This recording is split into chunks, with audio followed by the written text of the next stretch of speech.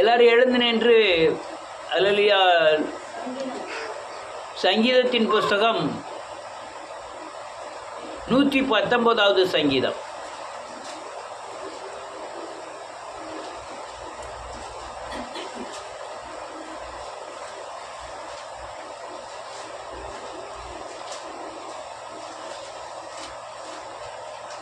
இருபத்தைந்தாவது வசனத்திலிருந்து வாசிக்கலாம். 32வது வசனம் வரை. சங்கீதம் 119 25வது வசனத்திலிருந்து 32வது வசனம் வரை. என் ஆத்மா மண்ணோடு ஒட்டி கொண்டிருக்கிறது, உமது வசனத்தின்படி என்னை உயிர்ப்பியோ.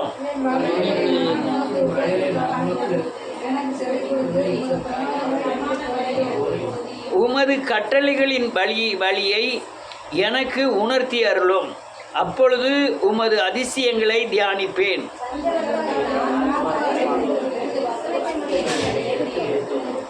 பொய் வழியை என்னை விட்டு விலக்கி என்னை உம்முடைய வேதத்தை எனக்கு அருள் செய்யும்.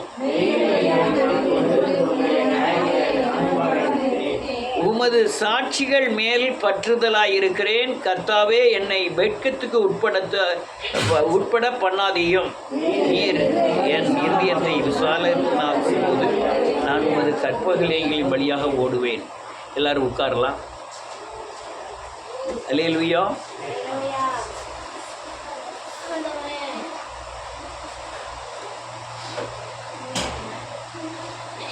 இந்த பூமி சபிக்கப்பட்டிருக்கிறது. ஆதாம் செய்த பாவத்தினாலே இந்த பூமி சபிக்கப்பட்டிருக்கிறது. நெத்தி வேர்வை நிலத்தில் சிந்தி அல்லேலூயா இந்த பூமியில் ஜீவியம் நடத்துவது சாபத்தின் கொடுமையில் ஒன்று. அல்லேலூயா. விசுவாசத்தின் அடிப்படையில் நீங்கள் ஜீவியம் நடத்தினால் அது ஆசீர்வாதத்தின் பெரும்பகுதி அதுவே தான். நான் அதுக்காண்டி வேலை செய்யக்கூடாதுன்னு சொல்லலாம். இந்த மண்ணை அந்த விவசாயத்தை பார்த்துருக்கேன். அப்பா 365 நாள் அந்த மண்ணை கொத்தி கொத்தி கொத்தி கொத்தி பார்த்துக்கிட்டே இருக்காங்க. விடிய காலமான வரப்பை வெட்டுதான், கோழியை தோண்டுதான், உழுதான், வச்சுக்கிட்டே இருக்கான்.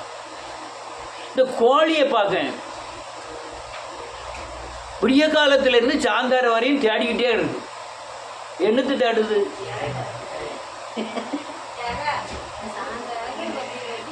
நாங்கள் சின்ன பிள்ளையில சொல்லுவாங்க, அது அல்லேலூயா நன்றியோடு கூட சினுக்கோழியை தேடுதுன்னு சொல்லுவாங்க.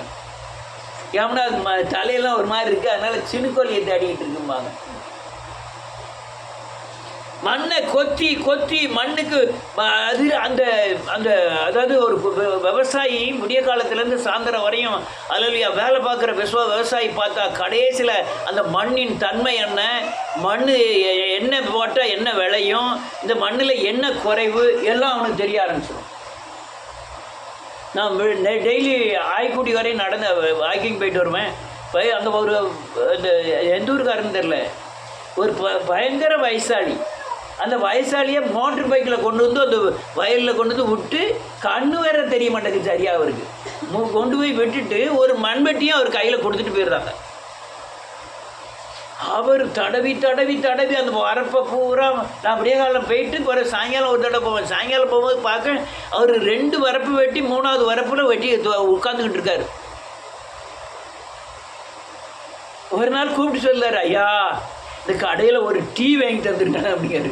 நான் அங்கேருந்து திரும்பி பார்க்க ஆய்க்குடி 1 கிலோமீட்டர் இருக்குது.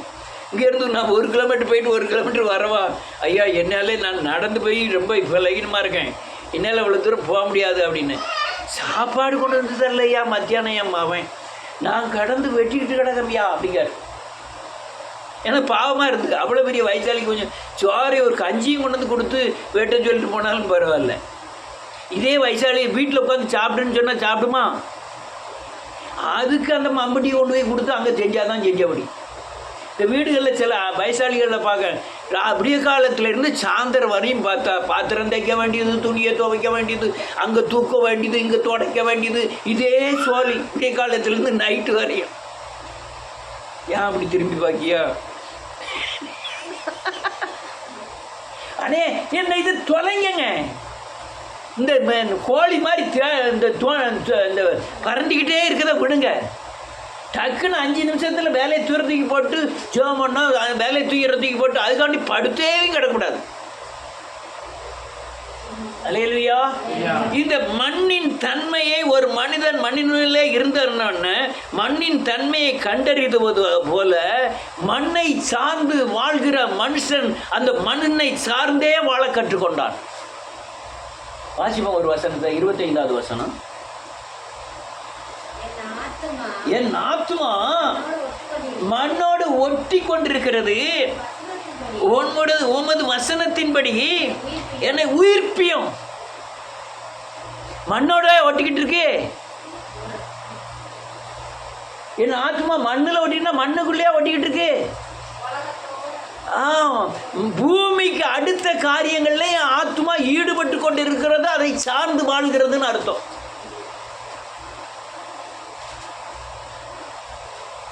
முந்தின ஆதாமாகிய அந்த பயங்கரமான சாபம் பூமியை சார்ந்த வாழ்க்கை. அநேக கிறிஸ்துவர்களும் கூட நாம் விண்ணுக்குரியவர் என்று அறியாமல் மண்ணே தேடிட்டு இருக்காங்க. நான் அதுக்காண்டி உழைக்க கூடாதுன்னு சொல்லலை. உங்களுடைய அல்லேலூயா, அதாவது சரீர முயற்சி, ஒரே முயற்சி பண்ணிக்கிட்டு முயற்சி பண்ணதை விடுங்க, விசுவாசிக்க கற்றுக்கொள்ளுங்க. உங்கள் முயற்சி எல்லாமே பலவீனம், உங்கள் முயற்சி பூராமே அல்லேலூயா சோர்வு, உங்கள் முயற்சி பூராமே இதாக வரும், ஆத்தும பலவீனத்தை கொண்டு வரும் முயற்சி பூராமே. ஏன்னா நான் மண்ணை சார்ந்திருக்கப்படினாலே என் முயற்சி பூரா மண்ணுக்கு அடுத்த அறிவாக, உலகத்துக்கு அடுத்த அறிவாக இருந்து ஒரு காரியத்தை நிறைவேற்ற அதை சார்ந்தான் இருக்க சொல்லும். நம்ம மண்ணுக்குரியவர்கள் அல்ல, நம்ம எங்க உரியவர்கள்? விண்ணுக்குரியவர்கள். நாம் முந்தின ஆதாமிய சாபத்தின் பிள்ளைகள் அல்ல, பிந்தின ஆதாமாகிய இயேசுவின் பிள்ளைகள். நாம் விண்ணுக்குரியவர்கள். நம்ம பார்வை எல்லாமே விண்ணை பார்த்தா இருக்கணும். வசனம் என்ன சொல்லுது, ஆவியானவர் என்ன சொல்றாரு, அல்லையா நம்ம விசுவாசத்தின் பாதை எப்படி, பரிசுத்தத்தின் ஜீவியம் எப்படி, அப்படி மேலே பார்க்க போனோம். பக்கத்து வீட்டில் என்ன நடக்கு, பக்கத்து வீட்டில் சாப்பிட்டாங்களா இல்லையா, இதெல்லாம் ரொம்ப கேட்கக்கூடாது. பக்கத்து வீட்டில் என்னமும் செஞ்சுட்டு போகிறாங்க. அநேகருடைய கவலை பக்கத்தில் என்ன செஞ்சாங்க இல்லையா, அது எதுக்கு? அந்த வீண் பேச்சின் கிளவியல் பேச்சின்னு சொல்லாங்களா, அது பூரா இதுதான். ஒரு 2-3 கிளவி இருந்துன்னா அங்கே யாரு அநேக வீடுகளை பற்றி தான் பேசுறது. இது மண்ணுக்குரியது. இது நடக்காது, இது பெயரும், இது செத்துரும், இதெல்லாம் இது மண்ணுக்குரிய பேச்சு, பூமிக்கு அடுத்த சாபங்கள். அல்லையா? இல்லைன்னா தோல்வியானவங்களா பார்த்து பேசிக்கிட்டே இருப்பாங்க. அங்கே அவருக்கு அப்படி ஆகிட்டான், இங்கே இவருக்கு இப்படி ஆகிட்டான், அவர் வீட்டில் களவாண்டு போயிட்டாங்களாம், இவருக்கு கால் நொடிஞ்சிட்டு தான். இதெல்லாம் நமக்கு தேவையே கிடையாது. அல்லேலூயா. இதெல்லாம் தேவையே கிடையாது. நீங்கள் வேத வசன தியானத்தில் இருந்தீங்கன்னா இது சின்னதாக தெரியும். வேத வசன தியானத்தில் இருந்தீங்கன்னா அம்மாக்கு தேவனுடைய காரியங்கள் பெருசாக இருக்கும். உங்கள் ஆத்மா தேவனையும் தேவ வசனங்களையும் அதன் கிரியைகளையும் சார்ந்து இருக்கணும். உங்கள் ஆத்மா உலகத்தையும் உலகத்தை அடுத்ததையும் சார்ந்து இருந்ததுன்னா பலவீனர். எனக்கு நானும் உலகத்தில் வாழ்தான், பூமிக்கு அடுத்த காரியங்கள் என்னை மோத தான் செய்யுது. அநேக காரியங்கள் என்கிட்ட பேச தான் செய்வாங்க. ஒரு நாளும் என் காதுக்கு உள்ளோடி உள்ளே போவே செய்யாது. அங்கே எதை ஏற்றுக்கொள்ளணும் எதை ஏற்றுக்கொள்ளக்கூடாதுன்னு இங்கே அல்லையா இங்கே வச்சிருக்கேன் ஒரு இது. அல்லையா சென்சார் போர்டு இங்கே இருக்குது. சினிமா படங்களில் எதெல்லாம் வேண்டாம்னு கட் பண்ணி விடுதாங்களா இப்போ சென்சார், அந்த போர்டு இங்கே காதுக்குள்ளே மாட்டி வச்சுருக்கேன். யாராவது என்னவா சொன்னாங்கன்னா, நீ மண்ணுக்குரியவர்னா மண்ணுக்குரிய சத்தத்தை உங்கள் ஆத்மா விரும்பி கேட்கும். ஆனால் நீங்கள் விண்ணுக்குரியவர்கள்னா இந்த மண்ணுக்குரிய சத்தத்தை ஏற்றுக்கொள்ளாது. அல்லேலூயா. நான் சொல்லுறத கவனமாக புரிஞ்சுக்கணும். இந்த பூமிக்கு அடுத்த காரியங்கள் என்னைக்கும் உங்கள் சாபத்துக்கு உட்பட்டதோ அது தோல்வியை கொண்டு வரும். அல்லேலூயா. அவர் பூமி என்ன செய்தாரோ சபித்தார்.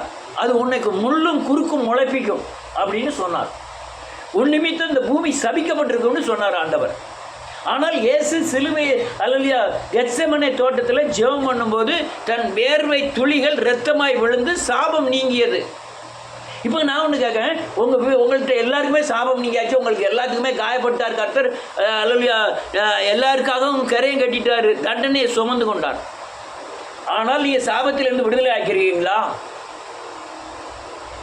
ஆயிருக்கீங்களா? ஆயிருக்கிறோம், ஆய்கொண்டிருக்கிறோம், இன்னும் ஆக வேண்டிய பாக்கி நிறைய இருக்கு. அல்லேலூயா. அதே போலதான் இந்த பூமிக்குரிய சாபம் நீக்கக்கூடிய தன்மையில ஜனங்கள் மாறினாதான் பூமிக்குரிய சாபம் நீங்கும். அல்லேலூயா. பூமிக்குரிய சாபம் நீங்கணும்னா ஜனங்கள் அல்லேலூயா இந்த விண்ணுக்குரிய சத்தத்தை, விண்ணுக்குரிய ஆலோசனையை கேட்கிறவர்களாய் மாறணும். ஒரு தேசம் அழிவுக்கு காரணம் யாரும் தெரியுமா? சபை. என்ன இப்படி சொல்றாங்க நினைக்கிறோ? ஒரு தேசத்தில் வேசித்தனமும், ஒரு தேசத்தில் களவும், பொய்யும், மாம்சத்தின் கிரியைகளும் பெருக காரணம் கிறிஸ்துவ சபைகள். ஏன் அலெக்ஸ் இல்லாமல் போயிட்டானா? நல்ல ஒரு நாள் சொல்லிட்டா இருப்பான். அல்லேலூயா. கிறிஸ்தவ சபைகள் ஏன் உலகம் அழிவுக்கு, அல்லேலூயா, பாவத்தில் விழுறதுக்கும், உலகம் பூமிக்கு அடுத்த காரியங்களில் போகிறதுக்கும், இச்சையில் விழுறதுக்கும் காரணம் சபை. நீ சபை சரியா இருந்ததா தேசம் சரியா இருக்கும். சபை பின்ன நோக்கி பார்க்காம மண்ணை நோக்கி பார்க்கறதுனால தான் சபை பூமியில் உள்ள சாபம் நீங்கவில்லை. அல்லேலூயா. ஒரு தேசத்தின் நன்மையோ தீமையோ தொடங்குகிற இடம் சபை. அல்லேலூயா. நம்ம செய்கிறது பூரா இந்த கிராமம் பார்த்துக்கிட்டு இருக்கு.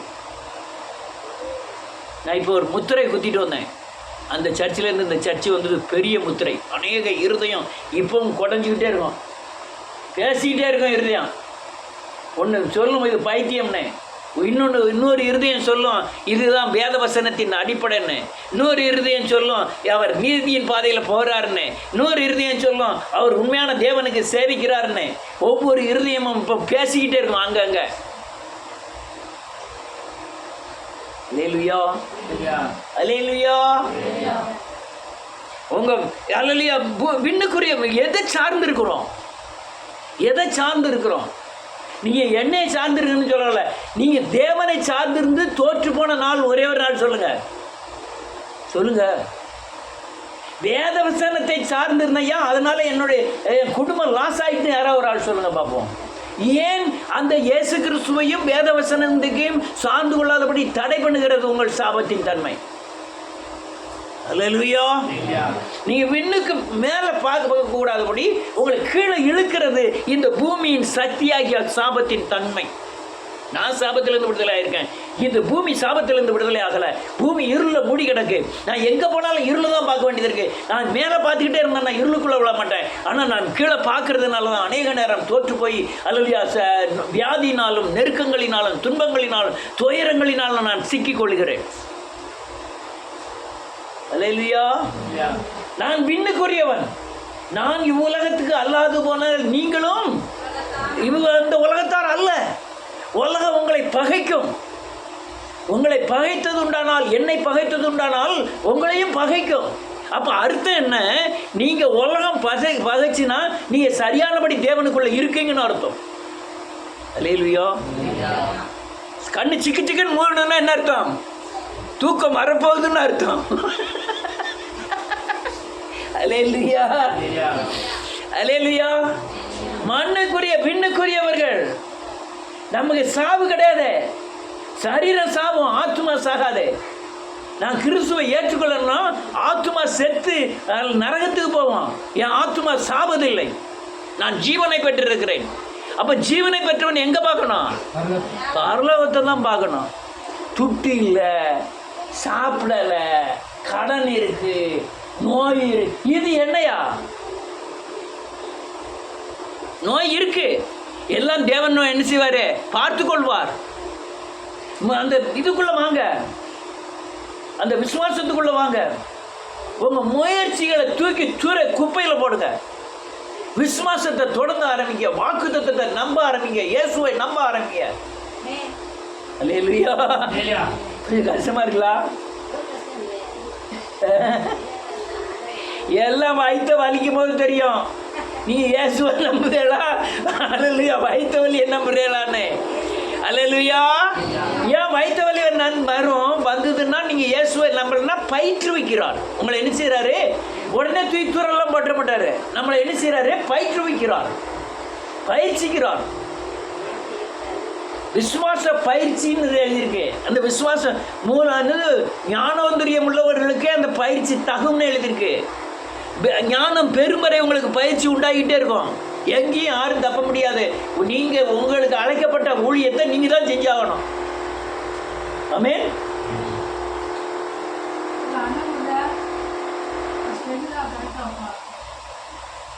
அல்லேலூயா. நீங்கள் தான் உங்கள் ஊழியத்தை செஞ்சாகணும். ஐயா நாம போக மாட்டேன், நான் நினிவேக்கு போக சொன்னா நான் எங்கே போகிறேன்? தர்சிஸுக்கு போகிறேன். அங்கே தர்சிஸ் கப்பல் உடஞ்சிரும். நினிவேக்கு கொண்டு போகும் தண்ணி உங்களை விடவே மாட்டார். அல்லேலூயா. நீங்கள் என்ன அழைப்புக்கு அழைக்கப்பட்டிருக்கீங்களோ அந்த அழைப்புக்கு நீங்கள் அந்த மாடெல்லாம் பார்த்துருக்கேன். நோக்காலில் கொண்டு தலையை கொடுக்கணும். இப்படி தூக்கி பிடிச்சி வைப்பார் நோக்காவை. ஓடியாந்து அந்த தலையை கொடுக்கணும். அப்படி கொடுக்கலன்னா அடிப்பாம்பார். 2 சவுக்கட்டை அடிச்சுக்கிட்டு வயிற்றுல அடி வயிற்றுல அந்த தாரை வச்சு ஒரு குத்து குத்துவான். கொண்டு போய் உடனே தலையை கொடுத்து நல்ல பழகின மாடு என்ன செய்ய தெரியுமா? லேசாக போகக்குள்ளே தலையை ஆட்டோமேட்டிக்காக கொடுத்து அது பாட்டில் அந்த கயிறு மாட்டு தண்ணி போல் நின்று நம்ம ஏறின பிறகு அப்படின்னா போவோம். ஆனால் நான் தலையை கொடுக்க மாட்டேன். எனக்கு கடமை இருக்கு. நான் ஊரில் பெரிய வீடாக கட்டணும், நான் ஊரில் பெரிய கோடீஸ்வரன் ஆகணும். நல்ல கலங்க தேவ சித்தம் இல்லாமல் அணுவும் அசையாது. நீங்கள் பணத்தை வச்சுட்டு வீடு கட்டிடலாம்னு நினைக்கிங்களோ, பணத்தை வச்சுக்கிட்டு கல்யாணத்தை முடிச்சிடலாம்னு நினைக்கிங்களோ, பணத்தை வச்சுக்கிட்டு எல்லாம் செஞ்சிடலாம்னு நினைக்க முடியாது. அவர் சித்தம் இல்லாமல் அணுவும் அசைவதில்லை. நம்ம ஒரு பேராசை. கையில் இருக்க துட்டு போயிட்டுனா என்ன செய்ய? முடிச்சு போட்டு கறியை வைக்காமல் சோற பொங்காமல் சாப்பிடாம ஒன்றும் அசையாது. அவர் சொல்ல ஆகும், கட்டளை நிற்கும். அதனால விண்ணுக்கு உரியவர்கள் நாம் மண்ணுக்குரியவர்கள் அல்ல. மண்ணை சார்ந்து வாழ்கிற வாழ்க்கை தோல்வி, விண்ணை சார்ந்து வாழ்கிற வாழ்க்கை ஒரு நிமிடம் கூட தோற்று போனதில்லை. ஆனால் தோற்று போன மாதிரி தெரியும், அவமானப்பட்ட மாதிரி தெரியும். ஒரு நாளும் அவமானம் வராது, தோல்வி வராது. அல்லேலூயா.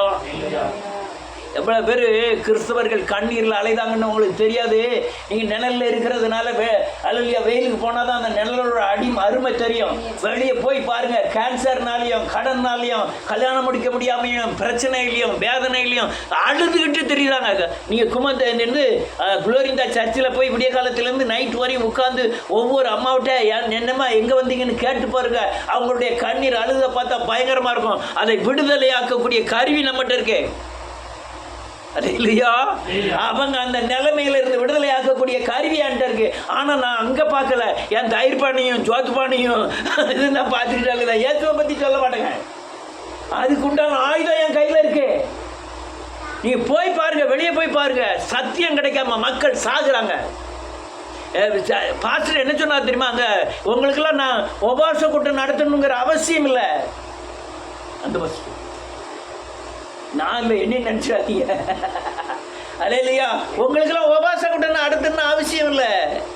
இன்னொருத்தர சொன்னார், ஏன்ட்ட ஏகப்பட்ட சொத்து இருக்குது, உங்களுக்கெல்லாம் ஊழியம் செய்யணுங்கிற அவசியம் இல்லை.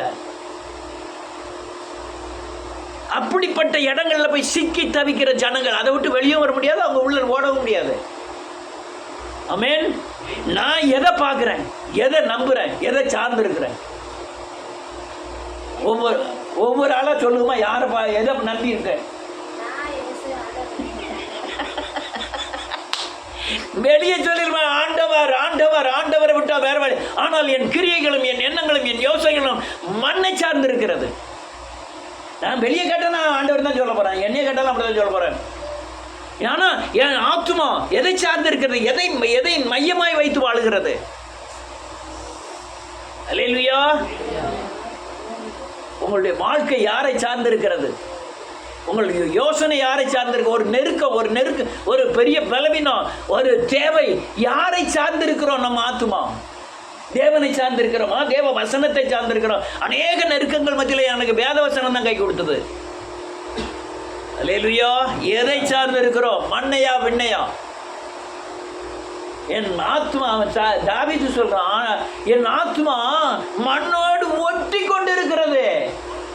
அடுத்தால சொல்றான், உன் வசனத்தின்படி என்ன செஞ்சிடும், உயிர்ப்பிச்சிடும். நான் செத்துக்கிட்டு இருக்கேன், மண்ணோட ஒட்டிகள் இருந்தனியா, ஆனா வசனம் மாத்திரம் உங்களுக்குள்ள போயிட்டுனா அப்படியே உயிர்ப்பிச்சிடும்.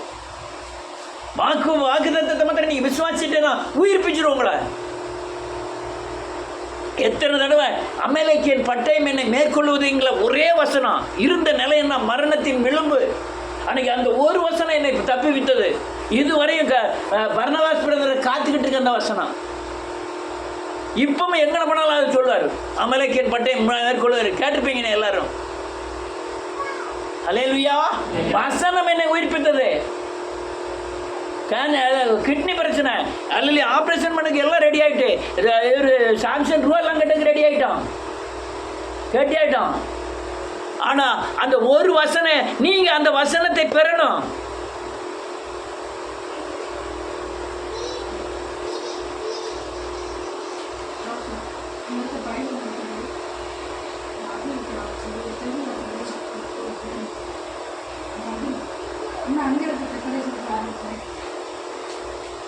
அல்லேலூயா.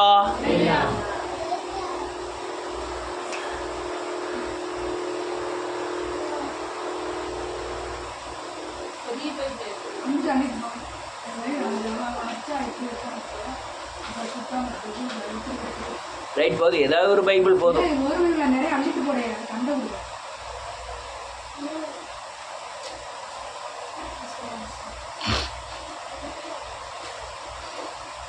ஒரு நிமிஷம்.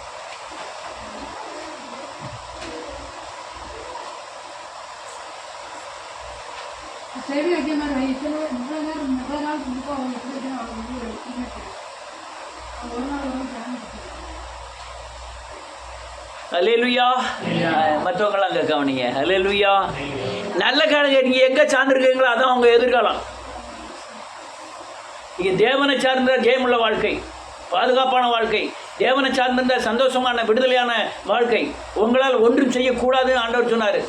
உங்களால் கூடாதெல்லாம் மனுஷனால் கூடாதெல்லாம் தேவனால் கூடும். ஆனால் நீங்கள் தேவனால் கூடும்னு நிற்கிற வரையும் உங்களுக்கு உபத்திரம் தொடரும். அல்லேலூயா. வசனத்தின்படி உயிர்ப்பிப்பார். உங்கள் குடும்பத்தில் வர்ற பிரச்சனைகளுக்கு ஏற்ற வசனங்களை, பகுதிகளை, சரித்திரங்களை எடுத்து உங்களுக்கு வாசிக்க கற்றுக்கொள்ள வேண்டும். அதை அணைச்சி போடுங்க, பிறகு போடுங்க.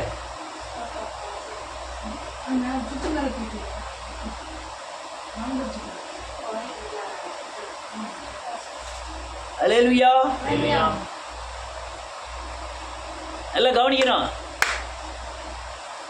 நீங்க எதுவரை, அல்லேலூயா, நன்றியோடு கூட துதிக்கிறேன், வேத வசனத்தை நீங்கள் விசுவாசிக்கும் வரை, அவருடைய வார்த்தையை விசுவாசிக்கும் வரை வேத வசனம் உங்களை புடமிடும்.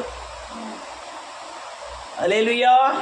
சும்மாலாம் உங்களை சாபத்திலிருந்து தூக்கி எடுக்கல, சும்மாலாம் உங்களை பிரித்தெடுக்கல, சும்மாலாம் உங்களை பாவத்திலிருந்து பிரித்தெடுத்து இயேசுவை போல மாற்றல. தேவன் செய்த கிரியைகளை நீங்கள் பூமியில செய்யணுங்கிறதுக்காக தான் தேவன் உங்களை பிரித்தெடுத்தார். ஆசீர்வதிக்கணும், என்னை பெருக பண்ணணும், எல்லாம் உண்டு. ஆனால் நீங்க இதை செய்தாதான் அதுல திருப்தி ஆக முடியும். அதுல அல்லேலூயா பூர்ண ஆசீர்வாதத்தை சுதந்திரித்துக் கொள்ள முடியும். அல்லேலூயா. எதை சார்ந்து இருக்கிறோம் அதுதான் உங்க வாழ்க்கை. எதை நான் வெளியே மெப்பனைக்கு நல்ல கலர் கலராக சேலை கட்டலாம், கலர் கலராக பவுடர் போடலாம், கலர் கலராக முடிகளை சுருட்டி விடலாம், அப்படி வைக்கலாம், இப்படி வைக்கலாம். ஆனால் உள்ள மன அமைதி இருக்காது. சமாதானம் இயேசு மட்டும்தான் தர முடியும். இயேசுவும் தர முடியாதுங்கள, இயேசு மட்டும்தான் சமாதானம் காரணர்.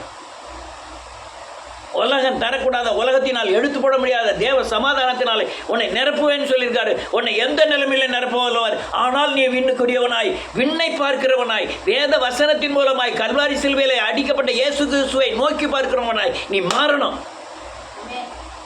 அல்லேலூயா. உலகமான ஆசை இச்சைகளும் ஒழிந்து போகும். தேவனுடைய சித்தத்தின்படி யாரெல்லாம் நிற்கிறாங்களோ அவங்க மாத்திரம்தான் நிலை நிற்க முடியும்.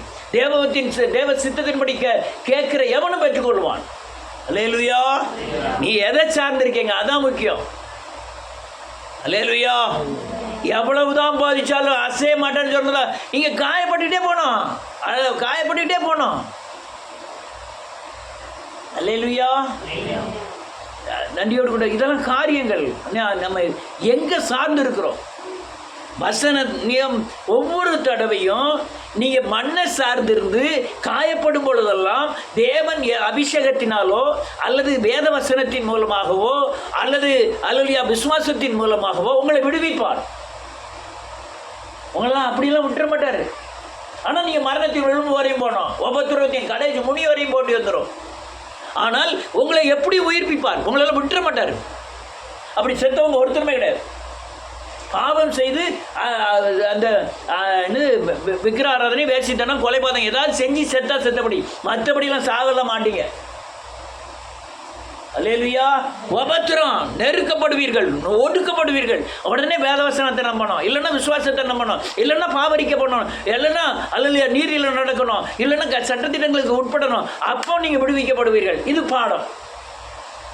அல்லேலூயா. ஏன் அந்த பாடம்? மண்ணில் இருந்து உங்களை பிரித்து எடுப்பதற்காக. யோசேப்புக்கு வந்தது பாடம் அல்ல, அல்லேலூயா, உருவாக்குதல். அல்லேலூயா. யோசேப்புக்கு வந்து பாடம் அல்ல, அவன் செய்த தவற்றுக்காக உண்டான பாடம் அல்ல, அவனை உருவாக்குவதற்காக அப்படி செய்தார். அல்லேலூயா. உங்களை பாவத்திலிருந்து நீக்குவதற்காக தண்டனை. அல்லேலூயா. நல்ல காட்டுக்கிடுங்க. இந்த உலகமும் அதன் ஆசை இச்சைகளும் ஒளிந்து போகும். தேவனுடைய சித்தத்தின்படி யாரெல்லாம் நிற்கிறாங்களோ அவங்க மட்டும்தான் நிலை நிற்க முடியும். நிலை நிற்கிறார்கள் என்றால் பூரண ஆசீர்வாதத்தை சுதந்திரித்துக் கொள்ள முடியும். நீங்கள் உங்களுக்கு அழைக்கப்பட்ட ஊழியத்தில் நீங்கள் ஊழியம் செய்யும்படியாக தான் உருவாக்குகிறார். உங்கள் உருவாக்குதல் குறைவானால் பெரும் பகுதி நெருக்கத்தின் பாதையிலே நீங்கள் கடந்து போக வேண்டியதாக இருக்கும். அல்லேலூயா. கடந்து போக வேண்டியதாக இருக்கும். நான் ஒரு வாரத்துக்கு பாளையங்கோட்டை போயிட்டு வர்றதுக்கே 2000 ரூபா ஆகுது. இன்னைக்கு காணிக்க வர ரூபாய் போகிறேங்க, காலை போகிற கையில் கொடுத்துருக்கேன். அவர் எனக்கு செலவுக்கு முதல் ரூபா தந்தால் போதும். 2000 ரூபாய் எனக்கு போயிட்டு வருது. 2000 ரூபாயும் மற்ற நாள் செலவுக்கு உள்ளதுன்னு தந்தால் போதும். இல்லையா? 2000 ரூபா ஆகுது. ஒரு தடவை பஸ் ஸ்டாண்டில் இருந்து ரகுமத் நகருக்கு ஆட்டோவில் 300 ரூபா, வரதுக்கு 300 ரூபா, திருப்பி கொலரங்கா சர்ச்சுக்கு 120 ரூபா, போகிறதுக்கு 120 ரூபா. அங்கே இதுக்கு போகணும், தச்சநல்லூர் போயிட்டு வரணும். இங்கேருந்து பஸ்ஸில் போனோம், அங்கேருந்து பைக்கில் போகிறதுக்கு பெட்ரோல் செலவு, அங்கேருந்து ட்ரெயினில் போகிறதுக்கு 40 ரூபா. இப்படிலாம் கணக்கு பார்த்தீங்கன்னா 1000 ரூபா தாண்டி போய்கிட்டே இருக்கு.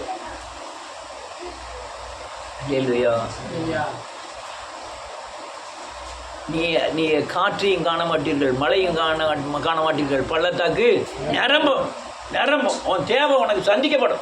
நீ எப்படிப்பட்டவனாக இருந்தாலும் சரி, அந்த தேவனுடைய ஊழியங்களை, தேவனுடைய நாமத்துக்கு மகிமைக்காய், தேவனுக்காய் ஓடுகிற பிரயாசப்படுகிற ஒவ்வொரு காரியத்துக்கு உண்டான தேவைகள் பரத்திலிருந்து உங்களுக்கு சந்திக்கப்படும். அதுவும் அதிசயத்தக்க விதமாய் சந்திக்கப்படும். அல்லேலூயா. அதிசயத்தக்க விதமாய் சந்திக்கப்படும். மண்ணை சார்ந்து வாழாதீங்க, அது நெருக்கம். எது மண்ணை பார்க்கும்?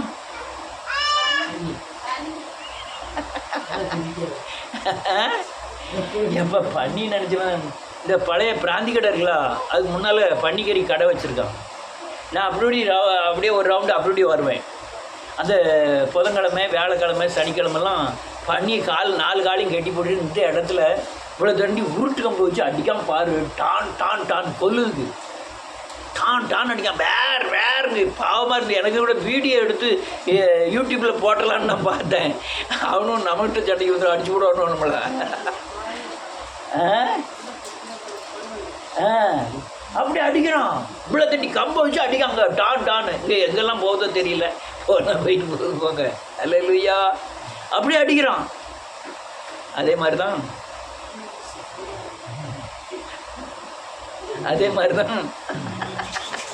கீழே பார்த்தா எங்கே கிடைக்கும்? பிசாசு கொடுப்பான் சாப்பாடு. அல்லேலூயா. அதனால் நன்றியோடு கூட துதிக்கிறேன். நீங்கள் தேவனுக்காய் காயப்பட்டு அச்சு அடையாளங்களாய் மாறணும். பிசாசுக்கு காயப்பட்டு தேவனை நிந்திக்கிறவர்களாய் மாறக்கூடாது. என்ன சொன்னேன்? போலீஸ் ஸ்டேஷன் போயிருக்கீங்களா? போலீஸ் ஸ்டேஷனில் போய் பார்த்தீங்கன்னா, கந்தசாமி இவர் கையில் ஒரு வெட்டு வாங்கியிருக்கிறார், கழுத்தில் ஒரு வெட்டு வாங்கியிருக்கிறார், முட்டியில் கீழே விழுந்தும் கால் நுழைஞ்சிருக்கிறது. இவங்களெல்லாம் இவருக்கு ஒரு ட்ரேட்மார்க்கு. வேலை செய்யும் போது இவர் பட்ட காயங்கள். அல்லேலூயா. அதே ட்ரேட்மார்க் நீங்கள் வாங்கணும். இப்போ திருடனை கண்டு ஓடி போகும்போது கீழே விழுந்து முட்டு உடைந்து விட்டது, அங்கே அதெல்லாம் ட்ரேட்மார்க் கிடையாது. அல்லேலூயா. திருடனை எழுத்து அடித்தேன், அடிக்கும் போது என் நெஞ்சில் குத்திட்டான், அவனுக்கு உடனே ப்ரமோஷன் கொடுத்துருவாங்க. அப்படி தானேயா? உடனே ப்ரமோஷன், உடனே ஏட்டு ரைட்டு அப்படி தூக்கி போட்டுக்கிட்டே போயிட்டு இருப்பாங்க. நான் காயமே பட மாட்டேன், வீட்டுக்குள்ளே இருப்பேன், கண்ணை சிக்கு சிக்குன்னு முழிப்பேன். சரியா, நான் முடிச்சிருந்தப்பியா முன்னால் உட்காந்துருப்பீங்க. அல்லேலூயா. இதெல்லாம் காரியங்கள் நல்ல கட்டுன்னு நான் திரும்ப கத்தி சொல்ல காரணம், நீங்கள் பூமிக்குரியவர்களாக இருந்தீங்கன்னா காயப்படுவீர்கள். அதோட ரசிக்கப்படாமல் இருப்பது ரொம்ப நல்லது. ரசிக்கப்படாமல் தான் எங்கன்னா இருந்து எப்படி அடி விழுங்குன்னு ஒன்றும் தெரியாது. பாட்ட முதுகு தொடச்சி விட்டுட்டு பின்னால் அடி விழுங்க வாங்கிக்கிட்டு ஓடிக்கிட்டே இருப்போம். ஆனால் இங்கே வந்த உடனே அடி விழுது தெரியும். என் அடிப்பட்டு ரொம்ப காயப்பட வேண்டாங்கிறது தான். மண்ணை ஒட்டி வாழாதீங்க, விண்ணை சார்ந்து வாழுங்க, வேத வசனத்தை சார்ந்து வாழுங்க. உங்களுக்கு பிரச்சனைக்கு ஏற்ற வேத வசன பகுதியை எடுத்து வாசித்து அதை நீங்கள் விசுவாசித்து அறிக்கை செய்து தேவனுடைய கிரியைகளை அறிந்து அறிக்கை செய்து விடுவிக்க கற்றுக்கொள்ள வேண்டும். என்ன சொன்னேன்?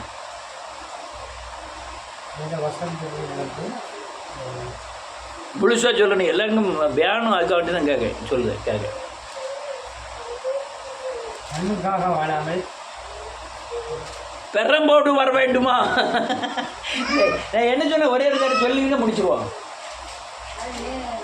உங்கள் சமயத்துக்கு ஏற்ற சொல்லுங்க, உங்கள் துன்பத்துக்கு ஏற்ற, உங்கள் பிசாசின் தாக்குதலுக்கு ஏற்ற வசனத்தை இந்த வேத பகுதியில் ஆவியான துணையோடு வேத பகுதியில் வாசித்து அதில் தேவனுடைய கிரியைகளை உணர்ந்து எனக்கும் செய்வார் என்று அறிக்கை செய்து விடுபட வேண்டும். நான் அப்படிதான் விடுபட்டேன். தாவீதுக்கு இந்த இடத்துல இப்படி செஞ்சிருக்காரு, எனக்கும் செய்வார். அல்லேலூயா. வேத வசனம் தான் உங்களை விடுவிக்கணும், வேற ஒண்ணுமே உங்களை விடுவிக்காது. அல்லேலூயா. பட்டயம் என்னும் வேத வசனத்தை பிடித்தவர்களாய் நில்லுங்கள், விசுவாசம் என்னும் பிடித்தவர்களாய் நில்லுங்கள். இதுதான் காரியங்கள். அதனால் நீங்கள் அதை செஞ்சிடலாம், கோட்டையை பிடிச்சிடலாம், இடைக்கால் ஊழிய வேலைக்கு வாங்கிடலாம், அந்த நினைப்பே விடுங்க. அதெல்லாம் உங்களால் முடியாது. அதான் இந்த முடி கீழே விழணும்னாலும் அவருடைய சித்தம் வேணும். அப்படிதான் எழுதியிருக்கேன், ஒரு முடியாது கீழே விழாது, தேவ சித்தம் வேணும். ஆமென். ஜீவனை எடுத்துருவாங்க, கொண்டுருவாங்க. தேவ சித்தம் இல்லாமல் ஒரு 2 காசுக்கு ஒரு அடைக்கலம் குருவி விற்கிறார்கள். அவைகளில் ஒன்றாவிலும் பிதாவின் சித்தம் இல்லாமல் என்ன செய்யாதா? கீழே விழாது. அதனால் இதெல்லாம் காரியங்கள் உங்களால் ஒன்றும் கூடாது, தேவனாலே எல்லாம் கூடும். மனுஷனாலே கூடாதெல்லாம் தேவனாலே கூடும். அதனால் உங்களை நீங்கள் நம்பாதீங்க, தேவனை நம்புங்க.